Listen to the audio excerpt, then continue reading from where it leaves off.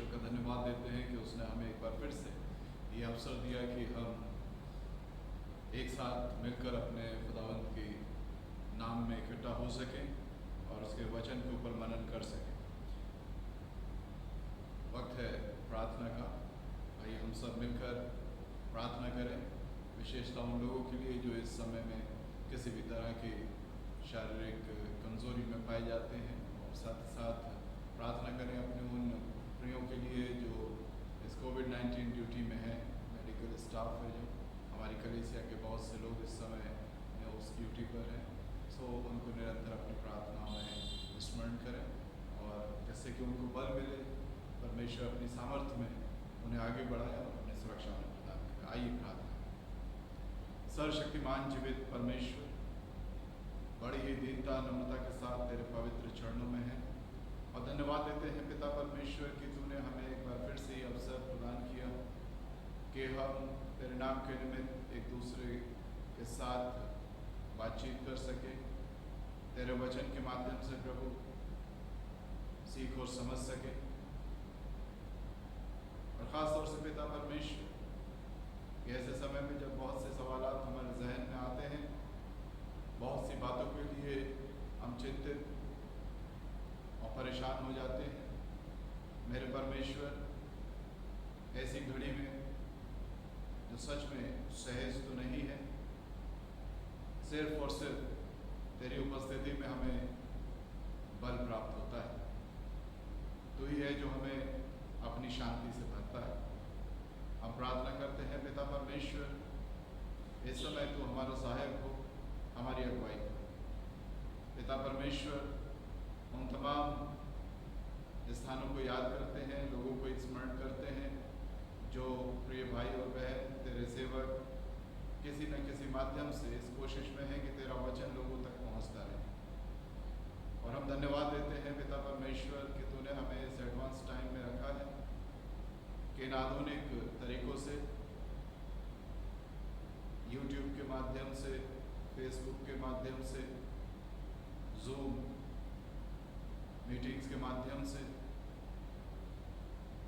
या और भी अन्य माध्यमों से हम एक दूसरे के साथ बातचीत कर सकें और निरंतर एक दूसरे को उत्साहित करते रहें। और धन्यवाद देते हैं पिता परमेश्वर कि बहुत से तेरे सेवकों ने निरंतर इस माध्यम का उपयोग किया, जिससे कि पिता परमेश्वर बहुत से लोग तेरे उस वचन को सुनने पाए और अपने आत्मिक जीवन में मजबूत बने रहे। ऐसे ही समय पिता परमेश्वर, हमारे बहुत से ऐसे लोग हैं जो चिकित्सीय सेवा में हैं, हॉस्पिटल एम्प्लॉयज़ हैं, तमाम डॉक्टर्स, नर्सेस, वार्ड अटेंडेंट्स या अन्य कर्मचारी जिन्हें निरंतर हॉस्पिटल में जाना होता है, उस इन्फेक्टेड एरिया में रहकर काम करना होता है। और हम धन्यवाद देते हैं पिता परमेश्वर उनके सतत परिश्रम के लिए, त्याग के लिए पिता परमेश्वर, कि वे निरंतर अपनी उन ड्यूटीज़ को तमाम संक्रमण के बावजूद, और बहुत से हमारे प्रिय, हमारे लोग उससे संक्रमित हुए, उसके बावजूद पिता परमेश्वर निरंतर अपनी उन सेवाओं को देते रहे और उन लोगों के साथ खड़े रहे या परिवार के लोग उनके साथ नहीं हैं जो वहाँ हॉस्पिटलाइज्ड हैं। परमेश्वर, हम तेरा शुक्र करते हैं और इस समय हम अपने उन तमाम प्रियों को स्मरण करते हैं, सिस्टर सावित्री को, सिस्टर अनीता को, सिस्टर जॉयस को, सिस्टर कैथरीन को, सिस्टर नीलिमा दयाल को।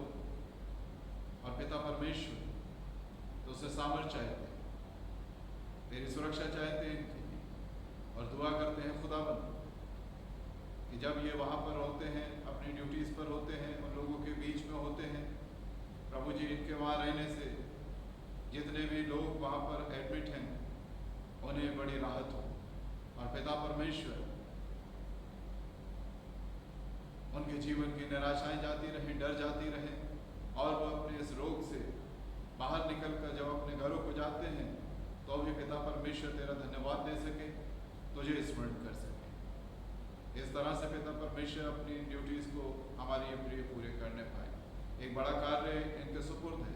एक ऐसे समय पिता परमेश्वर जबकि बहुत से लोग अपने घरों में बैठे हैं, अपने घरों से काम कर रहे हैं, हमारे ये प्रिय बाहर निकल कर काम करते हैं और विशेषतः ऐसे लोगों के बीच में काम कर रहे हैं जो इस बीमारी से जूझ रहे हैं। सहज कार्य नहीं, और इसलिए पिता परमेश्वर इनके लिए हम तो उससे सामर्थ्य चाहते हैं, बल चाहते हैं और तेरी सुरक्षा चाहते हैं। इन्हें उत्साहित करें प्रभु अपनी उपस्थिति से, और इनके जीवनों में पिता परमेश्वर वो डर और भय जाता रहे, और एक ही बात, एक विचार इनके मन में रहे कि इस समय में जबकि इन पेशेंट्स के साथ कोई नहीं है, इनकी उपस्थिति ही उन्हें जीने की एक साहस, एक आशा प्रदान करती है। प्रभु जी इनके जीवनों में साहस दें, इनके जीवनों में आशा दें, जिससे कि वो साहस और आशा उन तमाम लोगों में पहुंच सके जो निराश हो चुके हैं, हताश हो चुके हैं जीवन के इस रोग में। पिता परमेश्वर जबकि वे डरे हुए और सहमे हुए हैं, पिता परमेश्वर हमारे इन नर्सिंग स्टाफ के द्वारा, अटेंडेंट्स के द्वारा, डॉक्टर्स के द्वारा वो एक नया आत्मबल, एक नई आशा को प्राप्त कर सके। अपना अनुग्रह करें। हम प्रार्थना करते हैं पिता परमेश्वर जो आने वाले समय में अपनी उन ड्यूटीज़ पर जाएंगे, उनके लिए भी हम तो से यही साहस चाहते हैं और तैयारी चाहते हैं। अपना अनुग्रह उनके ऊपर करना। हम धन्यवाद दिया चाहते हैं प्रभु पिता परमेश्वर, हमारे बीच से लोग संक्रमित तो हुए, पर पिता परमेश्वर तूने उन्हें संभाला। हम विशेषतः प्रार्थना करना चाहते, धन्यवाद देना चाहते हैं सिस्टर नमिता के लिए कि प्रभु जी वे उस संक्रमण में आई तो, पर पिता परमेश्वर अब वे पहले से बेहतर है, और जो भी पिता प्रभु अभी उनके शारीरिक कमजोरी है उसे भी दूर करें। हम प्रार्थना करते हैं इसी के तहत पिता परमेश्वर सिस्टर शशि के लिए अपने अनुग्रह, अपनी दया का हाथ उनके ऊपर रखें, और दुआ करते हैं भाई नवीन शुक्ला के लिए प्रभु जी कि उस शारीरिक कमजोरी से उनको बाहर निकालें। हम प्रार्थना करते हैं पिता परमेश्वर और भी तमाम लोगों के लिए जो पीजीआई में तो उस ड्यूटी पे नहीं है, लेकिन अलग अलग स्थानों पर हैं, चाहे वे कहीं पर भी हों। और हम याद करते हैं सिस्टर संगीता चरण को, उनके साथ भी हों प्रभु, और ख़ास तौर से जब वो आती जाती है उनके पति के साथ हों प्रभु, और रास्ते में अपनी सुरक्षा उन्हें प्रदान करें। हम प्रार्थना किया चाहते हैं इस समय सिस्टर नम्रता डैनियल के लिए प्रभु जी, जबकि उनके ग्रैंडमदर को पिता परमेश्वर तूने अपने पास बुलाया। हम जानते हैं पिता परमेश्वर एक बहुत ही प्रेम के साथ, जिम्मेदारी के साथ उन्होंने अपने तमाम कर्तव्यों को पूरा किया। अब पिता परमेश्वर जब वे तुझ में आराम पाती, हम प्रार्थना करते हैं सिस्टर नम्रता के लिए, उनके परिवार के और तमाम लोगों के लिए, तो उनका साहिब प्रभु जी जब वे वापस आते हैं अपनी सुरक्षा उन्हें प्रदान करें, भाई दीपक के साथ हों। आए परमेश्वर हम दुआ करते हैं कि वे सुरक्षित हमारे मध्य पहुँचे। इसी तरह से पिता परमेश्वर हम और भी अपने उन प्रियों को स्मरण किया चाहते हैं, हर एक परिवार को स्मरण किया चाहते हैं जहाँ छोटे बच्चे हैं, बड़े बुजुर्ग हैं प्रभु, बड़ी आयु के लोग हैं, या किसी और क्रोनिक डिजीज से इस समय पिता परमेश्वर उनके जीवन उस रोग में पाए जाते हैं। हम प्रार्थना करते हैं कि ऐसे लोगों को अपनी सामर्थ्य में, अपने बल में संभालें परमेश्वर, हमारे साथ हों, हमारी अगुवाई करें। हम धन्यवाद दिया चाहते हैं इस समय पिता परमेश्वर अपने उन तमाम शिक्षकों के लिए, अपनी कलीसिया के तमाम लोगों के लिए जो शिक्षण के क्षेत्र में है प्रभु। आज टीचर्स डे के दिन पिता प्रभु जी अपनी आशीष का हाथ उनके ऊपर रखें, और प्रार्थना करते हैं बाबा आसमानी कि वे अपनी जिम्मेदारी को, जो कि बहुत बड़ी जिम्मेदारी है, शिक्षा देने की, तमाम लोगों तक इस समय जबकि स्कूल्स अभी बंद हैं कोविड-19 की वजह से, अपने घरों पर रहकर उस ऑनलाइन टीचिंग के माध्यम से अपने स्टूडेंट्स के साथ बातचीत करते हैं, उनको तमाम गाइड करते हैं, उनके साथ हो, उनके शारीरिक बल को बढ़ाएं, क्योंकि पिता परमेश्वर एक रूटीन वे से हटकर वह एक नए तरीके से अपने बच्चों को गाइड कर रहे हैं, उनकी सहायता और अगुवाई करें। और इस टीचर्स डे में पिता परमेश्वर अपने उन तमाम शिक्षकों को हम भी स्मरण करते हैं जिन्होंने किसी न किसी रूप में हमारे जीवनों को आगे बढ़ाने में, बेहतर बनाने में अपना योगदान दिया। अपने अनुग्रह का हाथ, आशीष का हाथ उन सभी के ऊपर रखें। बाकी सब हमारे साथ हो आज के वचन पर, आराधना पर तेरी बड़ी आशीष का हाथ। प्रभु यीशु के पवित्र नाम में मांगते हैं, आमीन। परमेश्वर का धन्यवाद आज के इस सुंदर समय के लिए। और मैं तमाम टीचर्स को, शिक्षकों को आज के दिन में मुबारकबाद देना चाहता हूं और दुआ मांगता हूं उनके जीवनों के लिए। और हम परमेश्वर का धन्यवाद देते हैं जिसने हमारे लिए एक शिक्षक रखा है पवित्र आत्मा के रूप में, जो हमें बताता और सिखाता और हमारी अगुवाई करता है तमाम विषम परिस्थितियों में। जब भी हम कहीं पर अपने आप को कमज़ोर पाते हैं, वो पवित्र आत्मा हमारी अगुवाई करता है। सो इसके लिए हम अपने परमेश्वर का धन्यवाद देते हैं कि एक शिक्षक उसने निरंतर हमारे जीवनों में बनाए रखा है, जिसके द्वारा हम बल प्राप्त करते हैं, जिसके द्वारा हम एक नया मार्गदर्शन प्राप्त करते हैं। सो आइए उसी पवित्र आत्मा की अगुवाई में हम आज के वचन में आगे बढ़े, जो पाया जाता है मीका की किताब उसके 7वें अध्याय के 10 पद से आगे। Mika 7th chapter verse 10 onwards, 10 पद से आगे 7वां अध्याय मीका की किताब का। यहाँ कुछ इस प्रकार से वर्णन हमें मिलता है। जब मेरी बहन जो मुझसे ये कहती है कि तेरा परमेश्वर यहोवा कहाँ रहा, वो भी उसे देखेगी और लज्जा से मुंह ढांपेगी। मैं अपनी आंखों से उसे देखूंगा, तब वो सड़कों के कीच के समान लताड़ी जाएगी। तेरे बाड़ों को बांधने के दिन उसकी सीमा बढ़ाई जाएगी। उस दिन अशूर से और मिस्र के नगरों से और मिस्र के महानद के बीच के और समुद्र और पहाड़ के बीच के देशों के लोग तेरे पास आएंगे। तो भी ये देश अपने रहने वालों के कामों के कारण उजाड़ ही रहेगा। तू लाठी लिए हुए अपनी प्रजा की चरवाही कर, अर्थात अपने निज भाग की भेड़ बकरियों की, जो करमेल के वन में अलग बैठती हैं। वे पूर्व काल के समान बाशान और गिलाद में चरा करें, जैसे कि मिस्र देश से तेरे निकल आने के दिनों में, वैसा ही अब मैं उसको अद्भुत काम दिखाऊंगा। अन्य जातियां देखकर अपने सारे पराक्रम के विषय में लजाएंगी। वे अपने मुंह को हाथ से छिपाएंगी और उनके कान बहरे हो जाएंगे।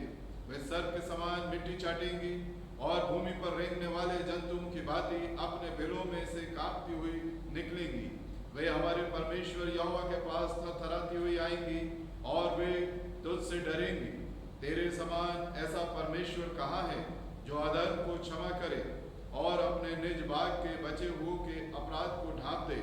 वो अपने क्रोध को सदा बनाए नहीं रहता, क्योंकि वो करुणा से प्रीति रखता है। वो फिर हम पर दया करेगा और हमारे अधर्म के कामों को लताड़ डालेगा। तू उनके सब पापों को गहरे समुद्र में डाल देगा। तू याकूब के विषय में वो सच्चाई और अब्राहम के विषय में वो करुणा पूरी करेगा, जिसकी शपथ तूने प्राचीन काल के दिनों से लेकर अब तक हमारे पितरों से खाता आया है। परमेश्वर अपने वचन के पढ़े और सुने जाने पर आशीष दे, आमीन। मीका ने बीते सप्ताह में, जैसा हमने देखा, हमारे सामने कुछ बातों को रखा और हमने कुछ बातों को ऊपर विश्वास किया कि हाँ, परमेश्वर से जब हम उसकी ओर ताकते हैं, जब हम उसकी बाट जोते हैं, तो हमें ये निश्चय होता है कि वो हमारी सुनता है। और साथ ही साथ उसे पूरा विश्वास है कि वो गिरेगा तो, लेकिन परमेश्वर उसे संभाल लेगा। उसके जीवन अंधकार में परिस्थिति में आएगा तो, लेकिन परमेश्वर उसके लिए ज्योति का काम देगा। और जब ये रिपेंटेंस का भाव, पश्चाताप का भाव हमारे और आपके जीवन में आता है और हम मान लेते हैं कि हमने उसके विरुद्ध पाप किया है, तो हम देखने पाते हैं कि वो मुकदमा लड़कर हमारा न्याय सच्चाई के साथ और धर्म के साथ चुकाता है और हमारे जीवन में एक नई रोशनी लेकर आ जाता है। ये सब होता है जब हम सिर्फ और सिर्फ एक काम करते हैं कि हम मान लेते हैं कि हमसे अपराध हुआ है, हमसे गलती हुई है, हमने अपने परमेश्वर के विरुद्ध कुछ ऐसा कर दिया है जो उसे नापसंद है।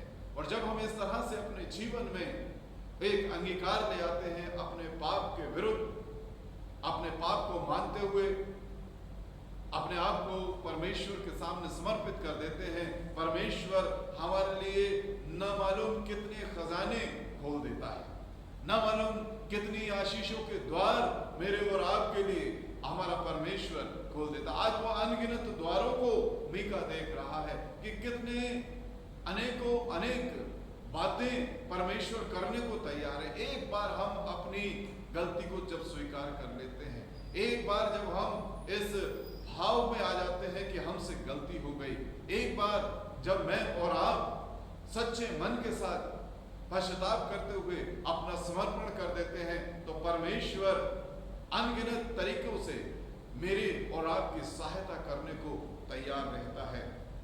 और बहुत ही सच बात है कि वो लगातार निरंतर हर दिन, हर घंटे, हर मिनट और हर पल मेरे और आपके लिए सोचता और काम करता है। और 10 पद से आगे वो उन बातों को देखता है, उन आशीषों को देखता है, उन बंद द्वारों को खुलते हुए देखता है जो अभी तक बंद पाए जाते थे। और ये ठीक उसी तरह से है कि जब हम और आप अपने परिवारों में, अपने माता पिता, जब हम स्मरण करें अपने जीवनों को कि कभी जब हमसे गलती हुई और हमने उन गलतियों को मान लिया, तो कैसे हमारे उन बड़ों ने, हमारे माता पिता ने हमें माफ करके अपने गले से लगा लिया। परमेश्वर ठीक उसी तरह से करता है। वो हमेशा रूठा हुआ नहीं रहता है, नाराज नहीं रह जाता है। और मुझे स्मरण आता है हर एक माँ बाप के जीवन में और हर एक व्यक्ति के जीवन में उसने इस बात का अनुभव किया होगा कि हम बेशक गलतियां कर देते हैं, लेकिन माता पिता की वे आशीषें, वे प्रार्थनाएं, वो क्षमा करने का हृदय हम निरंतर देखने पाते हैं। वे कहीं पर इतने क्रोधित नहीं हो जाते हैं कि मेरे को और आपको अपनी उपस्थिति से निकाल दें या मेरे और आपके लिए कुछ ना करें। हम गलती करते हैं, उसके बावजूद भी, रूठ कर बाहर जाने के बावजूद भी माँ हमारे लिए भोजन बना के रखती है, क्योंकि उसे ये निश्चय है, वो जानती है कि भूख के समय जब बेटा या बेटी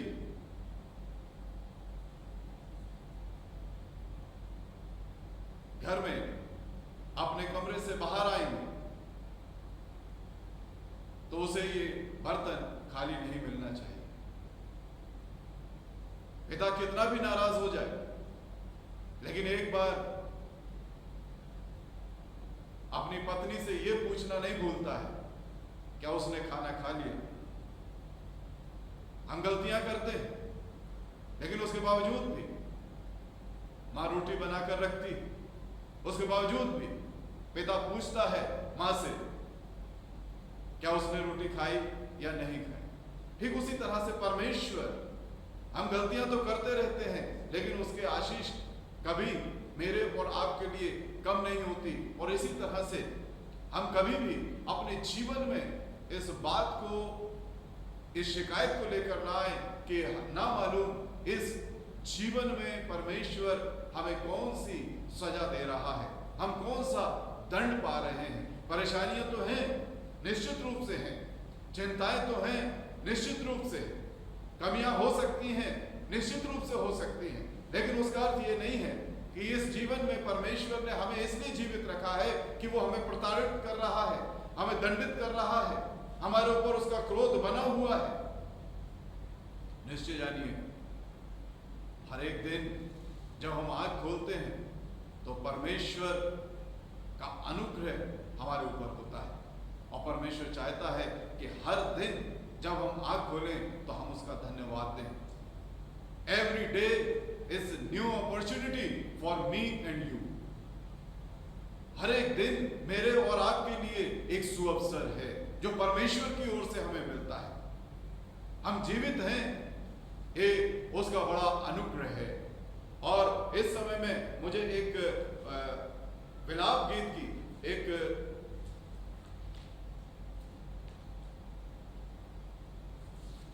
आयत याद आ रही है।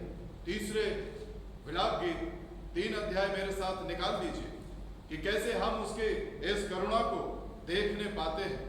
विलाप गीत 3 और 22 और 23 पर, हम मिट नहीं गए, ये यहोवा की महाकरुणा का फल है, क्योंकि उसकी दया अमर है। हम मिटे नहीं हैं, उसकी महाकरुणा हमारे ऊपर है कि आज का जीवन, आज का दिन मैंने देखा है। आज इस समय, इस घड़ी मैं आपके साथ मुखातिब हूं, बातचीत कर रहा हूं, ये उसका अनुग्रह है। ये मेरी ताकत नहीं है, ये मेरा बल नहीं है, ये मेरा अपना संघर्ष नहीं है, ये मेरा अपना कमाया हुआ नहीं है कि मैं आपसे बातचीत कर रहा हूं या आप मेरे को इस माध्यम से सुन रहे हैं। जब आप सुन रहे हैं इस समय में बैठकर, तो ये परमेश्वर का दया है, महाकरुणा है हमारे ऊपर, क्योंकि उसकी दया अमर है। प्रति भोर वो नई होती रहती है।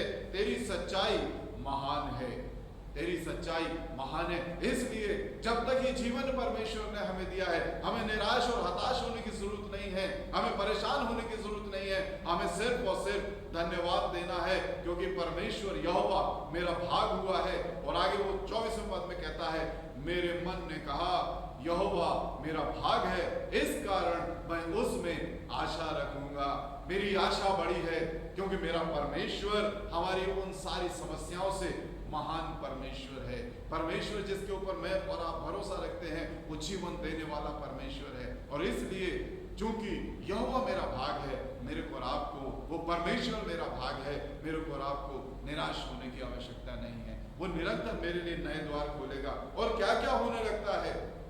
When we trust in Him, when we trust in Him and repent, we see that situation of our life are changing. हम देखने पाते हैं कि परिस्थितियां बदल रही हैं।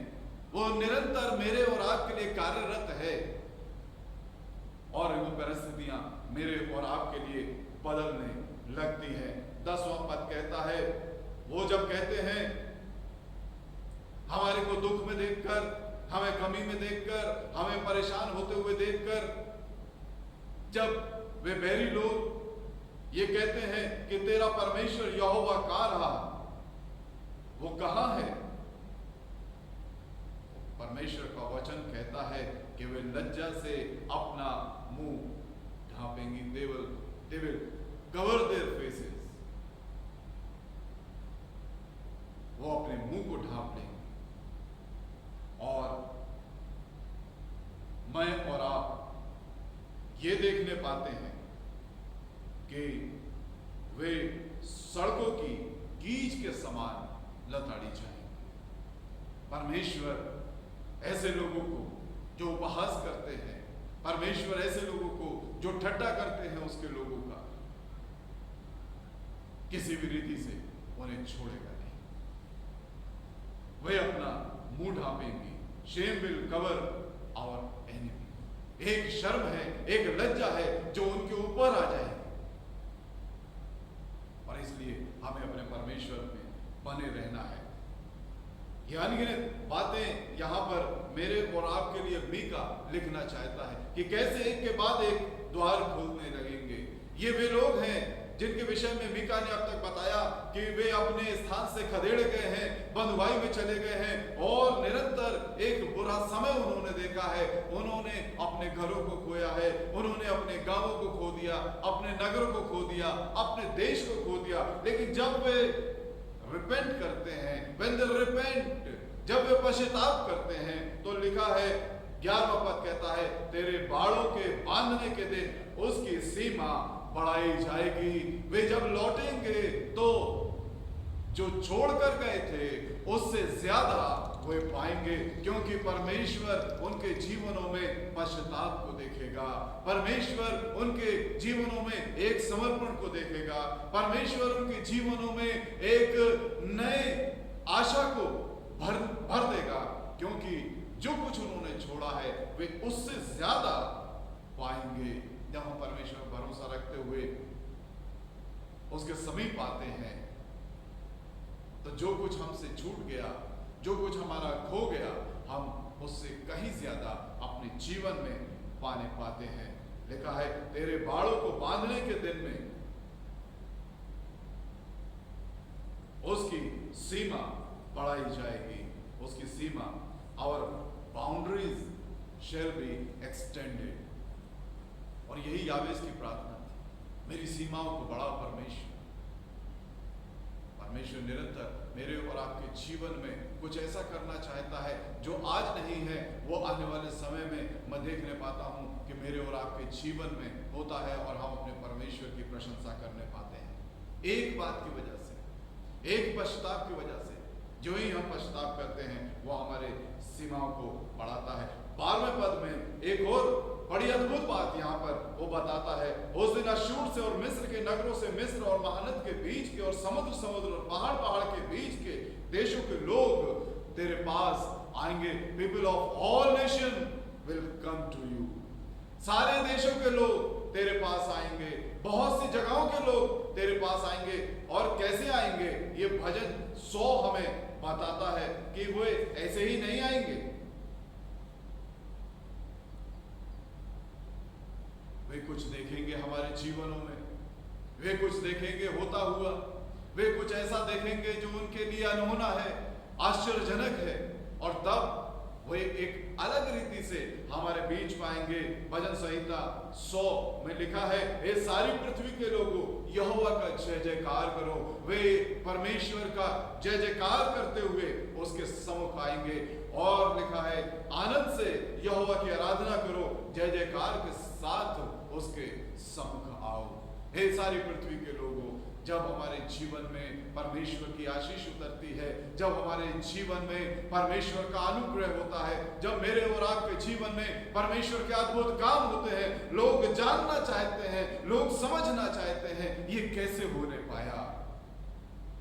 एक बात की जरूरत है, हमें अपने परमेश्वर की ओर ताकना है, हमें उसकी बाट जोना है, हमें यह निश्चय रखना है अपने जीवनों में दृढ़ता के साथ कि वो मेरी सुनेगा, वो मेरे इस अंधकार को मिटा देगा, वो मेरे इस गिरावट को, जहां मैं गिर गया हूं, मेरा परमेश्वर अपने हाथ से मुझको उठा लेगा। अगर मैं पश्चाताप करता हूं, अगर मैं उसमें बना रहता हूं, अगर मैं उसकी ओर ताकता हूं, मैं जब अपने परमेश्वर की बाट जोता हूं, तो ये सारी पृथ्वी के लोग उसका जय जयकार करने पाएंगे।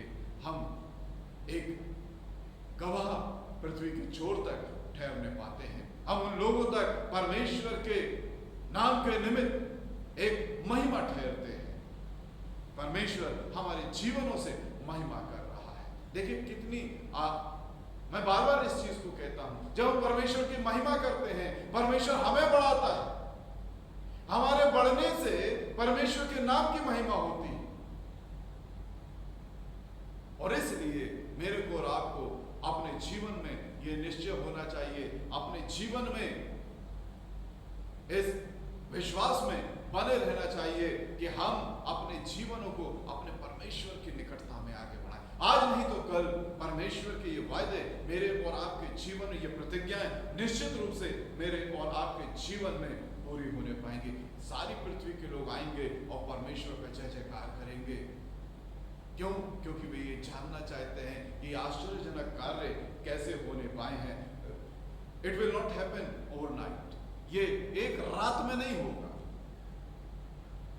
ये एक प्रोसेस है। मैं बार बार कहता हूं कि हम ये चाहते हैं कि हम प्रार्थना में बैठे आज रात और सुबह हमारी परिस्थितियों में एक बड़ा बदलाव होना चाहिए। हम भूल जाते हैं कि हम एक सीजन का, जो छोटा सा सीजन होता है किसी भी पौध का, 2-3 महीने का, उस बीज के अंकुरण में भी थोड़ा समय लगता है। आज बीज डाला और कल उसमें बाल निकल आई, ऐसा कभी नहीं होता। ये अननेचुरल, अप्राकृतिक। हम प्रकृति की चीजों को समझते हैं, हम बाकी चीजों को बड़े सहज रूप से समझ लेते हैं, लेकिन जब वो आत्मिक फल हमें चाहिए होते हैं मेरे और आपके जीवन में, जब वे आत्मिक आशीषें मेरे और आपके जीवन में चाहिए होती हैं, तब हम चाहते हैं कि थिंग्स विल हैपन ओवरनाइट। एक रात में वे सारी की सारी चीजें होने लगे। हम कितने अननेचुरल हो जाते हैं। परमेश्वर में जब हम आगे बढ़ते हैं, धीरे धीरे चीजें हमारे और आपके जीवन में कदम दर कदम, हर पल हर घड़ी वे बदलती हैं, लेकिन ये निश्चय है कि वे बदलेंगी जरूर। और यहाँ 13 पद कहता है, तो भी ये देश अपने रहने वालों के कामों के कारण उजाड़ ही रहेगा। ऐसा नहीं है कि वे आए और ये चीजें तुरंत बदल गई। ये आए लौटकर और इन्होंने देखा कि नगर उजाड़ पड़ा है, और दूर देश में नेमाया के पास पहुंचे और वहां उससे जिक्र किया। हम नेमाया की किताब को जब पढ़ते हैं, पहले ही अध्याय में जब हम पढ़ते हैं कि वे लोग जब वहां से आए, उन्होंने उसके साथ उसका जिक्र किया कि वो नगर उजाड़ पड़ा है, उसकी शहरपनाह टूटी हुई है, वो राख और खाक हो चुका है, वो राख का ढेर हो चुका है। वो तो वहां तो गीदड़ बोलते हैं। और तब नेमाया ने एक और पश्चाताप किया। आप जान रहे हैं क्या हो रहा है? ये लोग आए हैं, पश्चाताप करके आए हैं और उस नगर यरूशलेम में पहुंचे हैं, और जाकर फिर रिपोर्टिंग हो रही है। और फिर एक व्यक्ति है जो वहां से बहुत दूर रहता है, एक व्यक्ति है जो वहां से बहुत दूर उस राजा के यहां पर कार्यरत है, और फिर रिपेंटेंस। बार बार हम परमेश्वर के आगे अपने आप को दीन करना सीखें। हम ये सोचते हैं कि हमने एक बार प्रार्थना कर ली और चीजें हमारे जीवन में निरंतर बढ़ती चली जाएं, होती चली जाएं। जब हम कोई पॉलिसी करते हैं LIC, तो हम क्या करते हैं? एक बार देने के बाद हमारा जो पैसा है वो मल्टीप्लाई होता रहता है। हम हर महीने या क्वार्टरली या हाफ ईयरली या ईयरली वो किस्तें देते रहते हैं, और जब हम निरंतर उसमें कुछ कुछ करते रहते हैं, तब हम एक समय के बाद पाते हैं कि वहां पर एक बड़ा अमाउंट हो गया है। स्पिरिचुअल लाइफ में हम वन टाइम इन्वेस्टमेंट चाहते हैं। एक बार हमने प्रार्थना की, एक बार हमने पश्चाताप किया, एक बार हम सही रीति से अपने आप को देखने और समझने पाए, और उस चीज को हम गिनते हैं कि वहां पर हमने ऐसा किया था, और तब हम चाहते हैं कि वो हमारे लिए वो मल्टीप्लाई हो जाए और बहुत सी आशीषें निरंतर मेरे और आपके जीवन में बढ़ती चली जाए। नहीं, हमें निरंतर अपने आप को परमेश्वर के आगे दीन करके अपने जीवन में आगे बढ़ना है, और तब हम पाएंगे कि हमारी आशीषें बढ़ती चली जाएंगी। ये नगर उजाड़ पड़ा रहा, और तब नेमाया ने फिर पश्चाताप किया, हे प्रभु, मैंने दूर देश में बैठा व्यक्ति है, पश्चाताप कर रहा है वहां के लोगों के लिए, मैंने पाप किया है, मेरे गुनाहों को माफ कर। और तब वो दूर देश से राजा आज्ञा देता है, अलग अलग प्रांतों के लोगों को आज्ञा देता है, जंगलात वालों को आज्ञा देता है, दूसरे लोगों को आज्ञा देता है, और कहता है सब मिलकर नेमाया की मदद करो। और हम पाते हैं तब वे सारे के सारे लोग जो विरुद्ध थे वो उनकी मदद को तैयार हो जाते हैं, क्योंकि एक सुप्रीम ऑर्डर आता है। ये सुप्रीम ऑर्डर नेहमाया के राजा से बढ़कर उस परमेश्वर का था जिसने उस राजा को ऑर्डर किया था। एक सुप्रीम आदेश जब आ जाता है, एक महाआदेश जब परमेश्वर का आ जाता है, तो सारी पृथ्वी के लोग हमारी सहायता करने को तैयार हो जाते हैं। इसलिए घबराना नहीं है। ये समय जैसा भी चल रहा है, बहुत बेहतर नहीं है, बहुत अच्छा नहीं है, लेकिन उसके बावजूद जब हम परमेश्वर पर बने रहेंगे, आने वाला समय हमारे लिए एक बढ़ती का समय होगा, घटी का समय नहीं होगा। ये विश्वास रखें अपने परमेश्वर के ऊपर। लेकिन हमें कुछ करना है। We have to play our role, we have to be honest in our duties. क्योंकि वचन ये कह रहा है, तू लाठी लिए हुए अपनी प्रजा की चरवाही कर, तू लाठी लिए हुए अपनी प्रजा की चरवाही कर। क्या ऐसे समय में हम इस वचन में बने रहे? क्या ऐसे समय में मैं और आप अपने परमेश्वर की निकटता में बने रहे? क्या ऐसे समय में हमने और आपने परमेश्वर के वचन को लोगों तक पहुंचाने की कोशिश की, प्रार्थना करते रहे, लोगों से बातचीत करते रहे? हम कितने ईमानदार रहे अपने काम में? हम कितनी कोशिश के साथ परमेश्वर के वचन को आगे बढ़ाने में लगे रहे? हमारे में कौन कौन से प्रयास हैं जिसके माध्यम से हमने सोचा कि परमेश्वर का काम नहीं रुकना चाहिए? वचन कहता है, तू लाठी लिए हुए अपनी प्रजा की चरवाही कर, अर्थात अपने निज भाग की भेड़ बकरियों की जो करमेल के वन में अलग बैठती हैं। अभी वे थोड़ा आइसोलेटेड है, अभी अलग है। हमें मुस्तैद रहना है हर घड़ी, हर समय। और यही परमेश्वर प्रभु यीशु मसीह ने हमसे कहा, जागते और प्रार्थना करते रहो। परिस्थितियां तो विपरीत हो जाएंगी, समस्याएं मेरे और आपके जीवन में आती रहेंगी, लेकिन क्या हम और आप अपने कामों में मुस्तैद हैं, लाठी लिए हुए अपने प्रजा की चरवाही कर? हमें पूरी तैयारी के साथ, पूरे समर्पण के साथ अपने काम को करते रहना है। और इसीलिए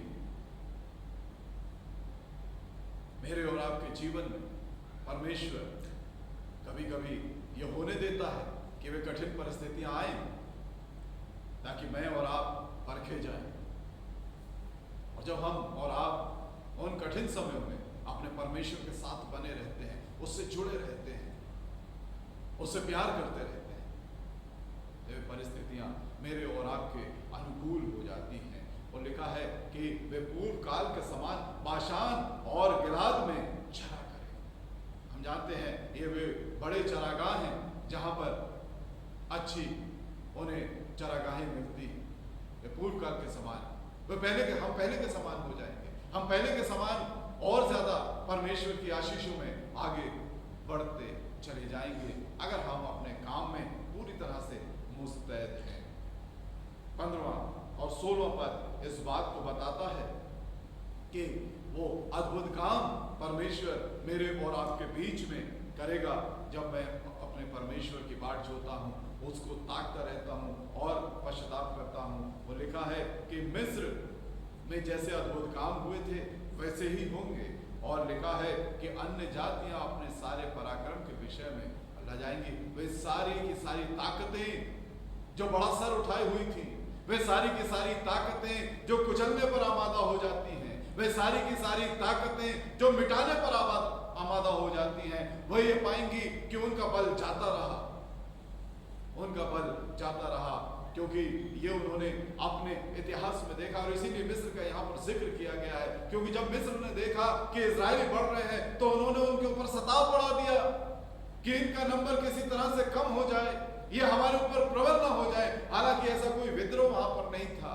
परमेश्वर के जो लोग हैं वे जिस जगह पर रहते हैं वे उस जगह के लिए आशीष का कारण होते हैं। इसलिए हम जिस भी देश में हैं, जिस भी जगह में, जिस भी प्रांत में हैं, हम चाहे नंबर में थोड़े हों या ज्यादा हो, हमसे किसी को घबराने की जरूरत नहीं होनी चाहिए, क्योंकि परमेश्वर ने हमें किसी को घबरा देने के लिए वहां पर नहीं रखा है, लेकिन आशीष के रूप में वहां पर रखा है। वो जब अब्राहम को लेकर आया था, ये आशीष उसने अपने लोगों के साथ वहीं से बांधी है। तू जहां रहेगा, जिनके बीच में रहेगा, अगर वे तेरे साथ नम्रता का व्यवहार करेंगे तो वे आशीषित होंगे।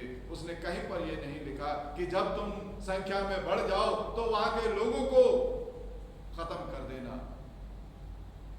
हाँ, लेकिन मेरे विषय में उनसे चर्चा जरूर करना कि वे उस जीवित परमेश्वर को जानने और समझने पाए। हमारा काम अपने परमेश्वर के विषय में चर्चा करना है, और वो भी इसलिए ताकि वे भी उस सच्चे अद्वैत परमेश्वर को जानने और समझने पाए। किसी को डरा देने के लिए, किसी को भयभीत करने के लिए मैं और आप किसी स्थान पर अगर सामर्थ्य हो जाते हैं तो इसलिए नहीं कि मैं और आप या मेरा और आपका जीवन या मेरे और आपके लोग किसी के लिए भय का कारण हो जाएं, बल्कि इसलिए कि वे जाने जीवित परमेश्वर को और हम उस स्थान के लिए आशीष का कारण हो। और इसलिए वो कहता है कि वे अपने पराक्रम के विषय में ला जाएंगी। वो मिस्र शर्मसार हो गया, वो सनहेरीब शर्मसार हो गया। वक्त आया जब लोग शर्मसार हो गए, वे ताकतें जो मिटाने पर थी वे शर्मसार हुए। और यहाँ लिखा है कि परमेश्वर का क्रोध ऐसे लोगों के ऊपर बनता है और भड़कता है, और वे एक श्रापित जीवन की ओर आगे बढ़ जाते हैं। एक श्रापित जंतु की यहाँ पर बात है, और लिखा है सर्प के समान वे मिट्टी चाटेंगे, सर्प के समान, और उसके सामने थरथराएंगे।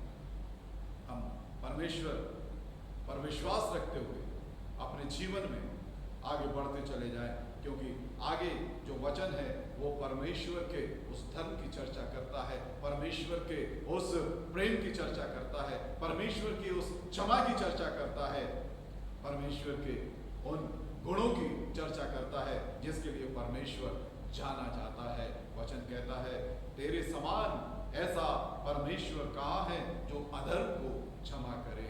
कहाँ हमें ऐसा परमेश्वर मिलेगा जो हमसे इतना प्यार करता है, जो निरंतर मेरे और आपके गुनाहों को माफ करता और मेरे को आपको बचाता है।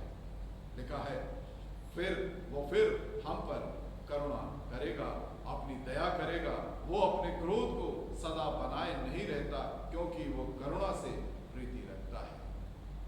वो अपने क्रोध को सदा बनाए नहीं रहता, जैसा कि मैंने प्रारंभ किया इस बात के साथ कि हमेशा क्रोधित नहीं होता है। वो क्रोधित होता है ताकि मैं और आप अपने उस कुमार्ग से एक सीधे रास्ते पर आ जाए। वो इसलिए क्रोधित होता है ताकि मैं और आप नाश न हो जाए। ठीक माता पिता का जो उदाहरण मैंने आपके सामने रखा कि वे क्रोधित तो होते हैं, लेकिन इस बात के लिए नहीं कि आप भूखे सो जाएं, बल्कि इस बात के लिए कि भविष्य में आप कभी भूखे ना रहें, आप कभी परेशान ना रहें। इस बात को लेकर चिंतित होते हैं। और इसी तरह से वो कहता है वो हम पर दया करेगा, अधर्म के कामों को लताड़ डालेगा, तो उनके सब पापों को गहरे समुद्र में डाल देगा।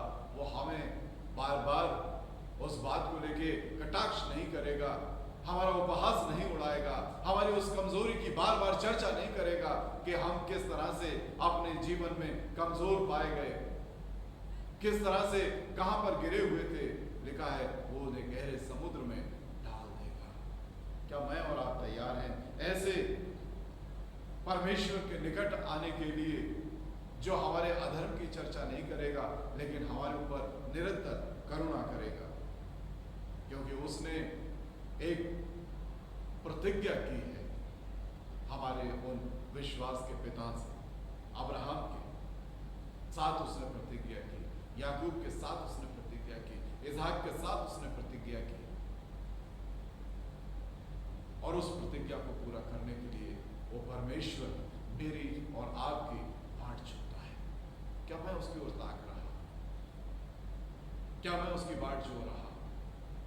क्या मुझे ये पूरा निश्चय है कि मेरा परमेश्वर मेरी बात को सुनेगा? ये अनगिनत आशीषें जो यहाँ पर लिखी हैं वह मेरे और आपके लिए। मैं और आप जो ही अपने परमेश्वर के निकट आ जाते हैं, मेरा परमेश्वर मेरे और आपकी सहायता करने को, मेरे और आपके गुनाहों को माफ करने को पूरी तरह से तैयार है। क्या मैं हूं तैयार? वो और कितना तैयार होगा कि उसने अपनी देह और अपने लहू को मेरे और आपके लिए दे दिया। वो सब कुछ, इस संसार में उसका कुछ नहीं था, ना घर था, ना इस संसार का राज्य था, ना कोई धन दौलत इस संसार की उसके पास थी जिसे वो अपना कहता। उसकी देह उसकी अपनी थी, वो भी मेरे और आपके लिए दे दी। इससे ज़्यादा प्यार, इससे बड़ा बलिदान और क्या होगा, ये दर्शाने के लिए कि वो हमसे कैसा अद्भुत प्यार करता है। प्रभु हमारी सहायता करे और हम उसके प्रेम, उसके अनुग्रह में आगे बढ़ते चले जाएं। आइए, आज का दिन मेरे और आपके लिए है कि हम उस प्रभु भोज में शामिल हों। और जैसा कि मैं निरंतर आपसे कहता रहा हूँ कि जब आप अपने परिवार के साथ बैठते हैं इस प्रभु भोज के लिए, तो जो भी परिवार का सियाना बड़ा व्यक्ति है वो रोटी को ले, किसी भी तरह की घर में बनी हुई रोटी या ब्रेड या कोई और उसी के साथ कोई पेय ले ले, रसना हो, रूह अफ़ज़ा हो, और उसे जब हम ये प्रार्थना करते हैं उसके साथ अपने परिवार को प्रार्थना के साथ सौंपे और उसे ग्रहण करें। आप तैयारी करके आज के दिन बैठते हैं। आइए हम इस विधि में आगे बढ़ें।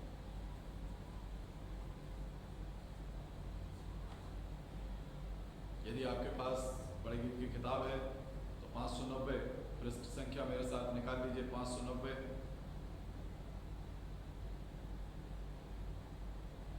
ऐ खुदावंद मुकद्दस बाप, कादिर मुतलक और हमेशगी के खुदा, ये बहुत लायक और मुनासिब बल्कि हमारा फ़र्ज़ मनसबी है कि हम हर वक्त और हर जगह में तेरा शुक्र करें। शामिल हुए इस प्रार्थना में, इसलिए हम फरिश्तों और मुकर्रम फरिश्तों और आसमान की बड़ी जमायतों के साथ तेरे बुजुर्ग नाम की हम्द व सना करते और सदा तेरी सिताइश करके कहते हैं, कुद्दूस कुद्दूस कुद्दूस खुदावंद रब्बुल अफ़्फ़ाज़, आसमान और ज़मीन तेरे जलाल से मामूर हो हैं। ऐ खुदावंद ताला, तुझको सिताइश हो। आमीन। ऐ कादिर मुतलक खुदा, हमारे आसमानी बाप, तूने अपनी बड़ी कमाल रहमत से अपने इकलौते बेटे यीशु को मसलूब होने को दे दिया और उसने आप मसीह को हमारी खलासी के लिए अपने तय कफ़ारे में देकर तमाम दुनिया के गुनाहों के लिए एक पूरी कामिल और काफ़ी कुर्बानी गुजरानी। और उसने इस रस्म को मुकर्रर करके अपनी पाक इंजील में ये हुक्म दिया कि हम उसकी बेशकीमत मौत की यादगारी में इस रस्म को जब तक कि वो फिर ना आए मानते रहें। हम फिरौतनी से तेरी मिन्नत करते हैं कि हमारी सुन और बख्श दे कि हम अपने निजात दहिंदा खुदावंद यीशु मसीह के दुख और मौत की यादगारी में रोटियों में खा पी कर उसके कमाल मुबारक बदन और लहू से फ़ायदा हासिल करें कि जिस रात वो पकड़वाया गया उसने वो रोटी ली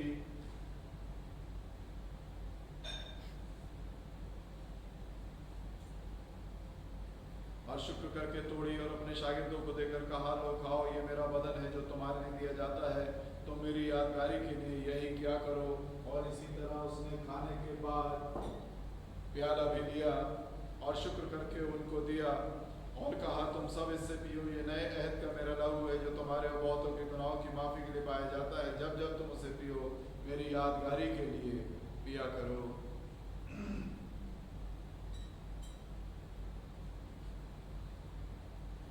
आपने इसे ग्रहण किया, हम परमेश्वर का धन्यवाद। दुआ में सर्वशक्तिमान जीवित परमेश्वर, बड़े धन्यवाद के साथ, दीनता नम्रता के साथ प्रभु हम तेरे पवित्र चरणों में हैं। धन्यवाद देते हैं प्रभु आज के इस समय के लिए जो तूने हमें दिया। और पिता परमेश्वर, इस रोटी और मैं को लेकर हम तेरे उस बदन और लहू को स्मरण करते हुए इसे ग्रहण करते हैं। तेरा शुक्र हो। हमारे जीवन पिता परमेश्वर तेरे निकट ग्रहण योग्य और वे अनगिनत आशीषें तेरा वचन हमें बताता है, हमारे जीवनों का हिस्सा, और हम निरंतर अपने जीवनों में दीन बने रहें, समर्पित रहें, जैसे कि आशीष हमारे जीवन में निरंतर आगे बढ़ती चली जाए। धन्यवाद। इस समय हम प्रार्थना करते हैं प्रभु, एक बार फिर से उन लोगों के लिए जो ड्यूटीज़ पर हैं, कोविड-19 अपनी सामर्थ्य में और अपनी सुरक्षा में उन्हें बनाए रखें। हम स्मरण करते हैं इस समय स्टैनली मार्कस को, जो एक्सीडेंट हुआ बीते समय। पिता परमेश्वर, आने वाले समय में उसकी सर्जरी है। प्रभु जी, उसके शरीर में ऐसा बल दें परिस्थितियों को अनुकूल करें कि वो सर्जरी बेहतर तरीके से हो सके और पिता परमेश्वर ये जवान अपने कामों को और बेहतर तरीके से करने पाए। हम धन्यवाद देते हैं प्रभु जी इन बच्चों के लिए, जवानों के लिए, कैल्विन के लिए, जॉय के लिए, शमौन के लिए, रूही के लिए, जो निरंतर इस आराधना को चलाने में, तमाम लोगों तक पहुंचाने में हमारे सहायक रहे।